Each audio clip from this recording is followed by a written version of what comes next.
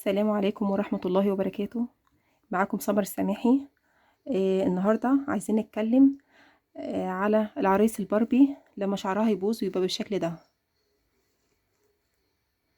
ايه الحل بقى عشان نرجعه زي ما كان الأول؟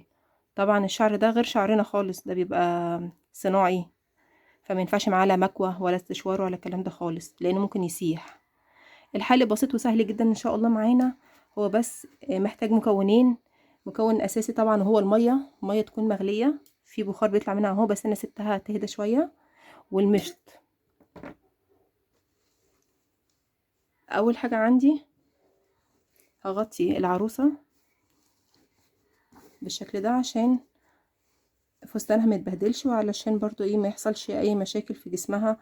وهحاول وانا بحط شعرها في المية ابعد وشها عن المية، لان المية مغلية. بس الكلام ده دايما بينفع مع العرايس الاوريجينال، الباربي الاصلي. لان العرايس التانية التقليد ممكن يكون خامة شعرها مختلفة، فما يمشيش مع الطريقة دي. بسم الله الرحمن الرحيم. هغطس كده الشعر بتاعها،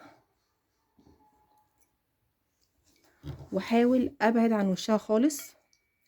ويا ريت المية تكون في حاجة فخار، بلاش اي حاجة معدن او ستانلس علشان ما يلسعش جسم العروسة. بالشكل ده هنزل كل شعرها.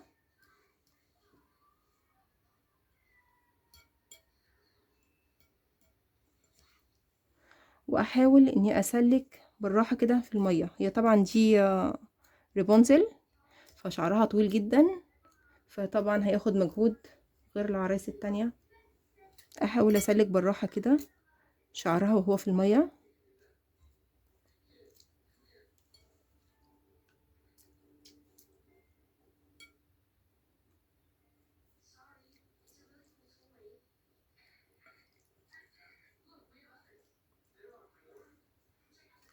علشان احاول ارجعه زي ما كان الاول بالشكل الجميل اللي كان فيه. في طبعا ناس تقول لك حط دوني، حط منعم، مش عارفة ايه الحاجات دي كلها غلط، علشان بتأثر على خامة الشعر.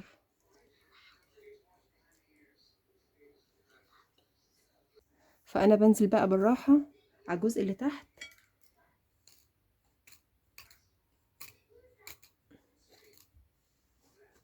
دي طبعا من اصعب العرايس عشان الشعر طويل، انما العرايس الباربي التانية اللي شعرها قصير فالموضوع بيبقى اسهل بكتير.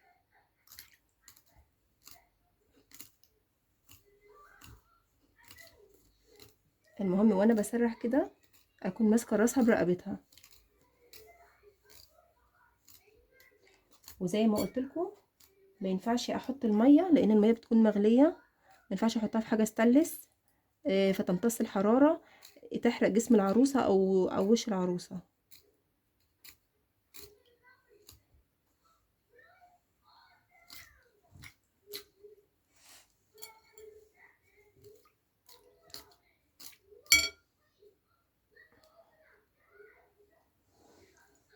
احاول بقى اسلكه هنا.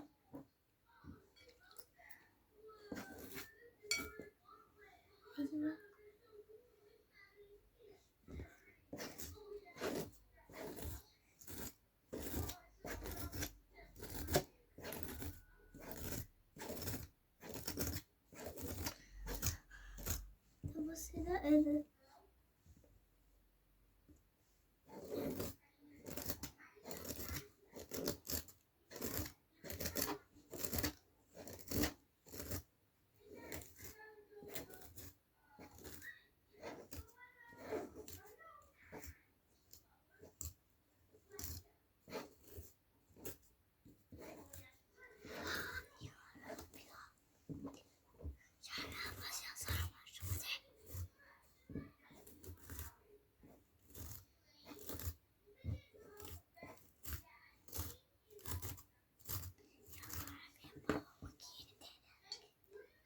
احطه تاني في الميه الجزء اللي تحت ده عشان يفك. وممكن اسرحه وهو في الميه. هو الجزء الفوقاني اوريدي يعني خلاص اتسرح وسلكه بقى كويس. فممكن الجزء التحتاني وهو في الميه كده، هي الميه بردت شويه فانا قادره احط ايدي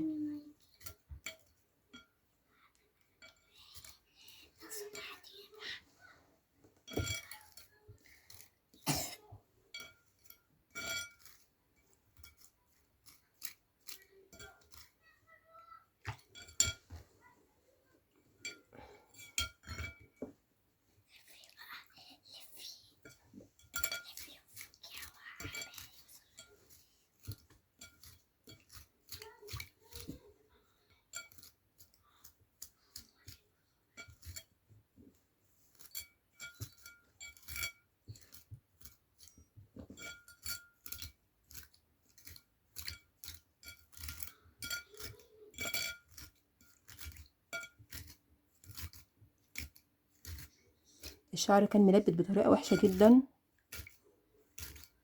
وكان شكله زي ما انتوا شايفين في اول الفيديو كان هايش جدا وملبد. فالتسليك بتاعه صعب شوية، لكن ان شاء الله في المية السخنة كله هيتحل.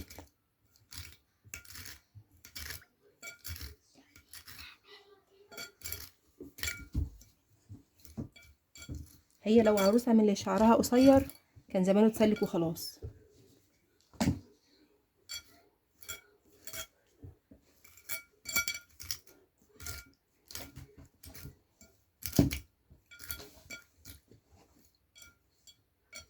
ممكن حتى امسكه جزء جزء واسلك فيه.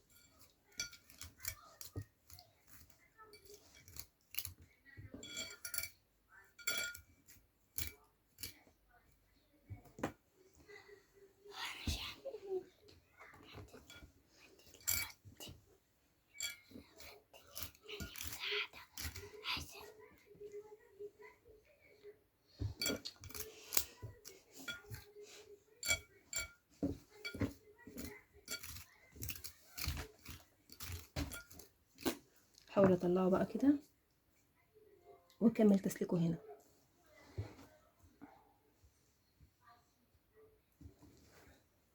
بسم الله.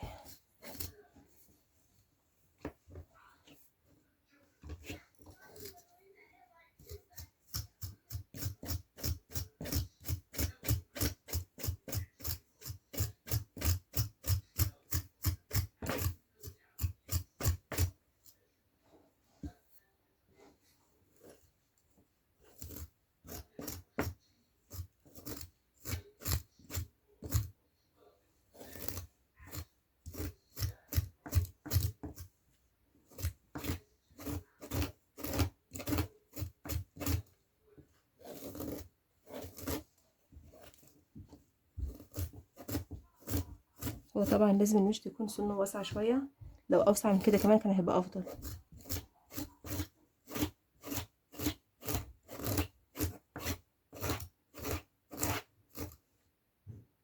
بس في جزء بقى طلع كده ممكن يبقى يتقص في الاخر خالص.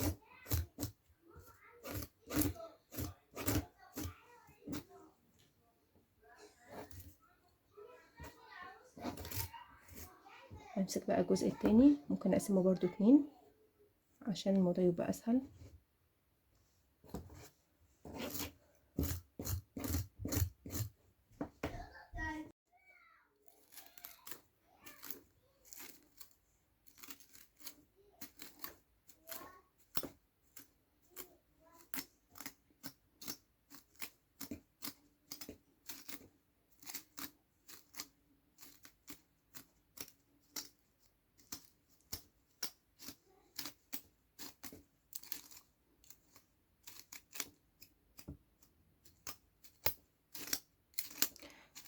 طبعا الطريقة دي ما بتنفعش غير مع العرايس الاوريجينال بس.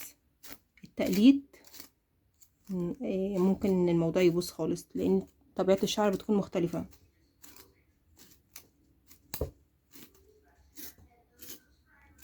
الباربي الاصلي اكيد يعني بيعملوا الشعر بتبقى الجودة بتاعته اعلى، فالطريقة دي بتناسب بس الاصلي او عرايس البينجو او اي حاجة اوريجينال.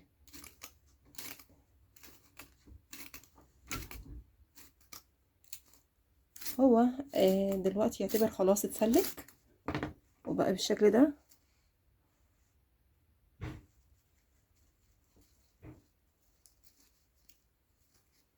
انت شفت في اول الفيديو كان عامل ازاي.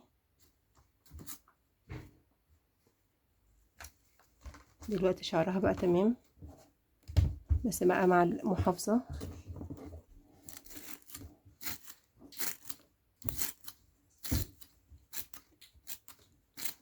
شاء الله يكون الفيديو عجبكم واستفدتوا منه.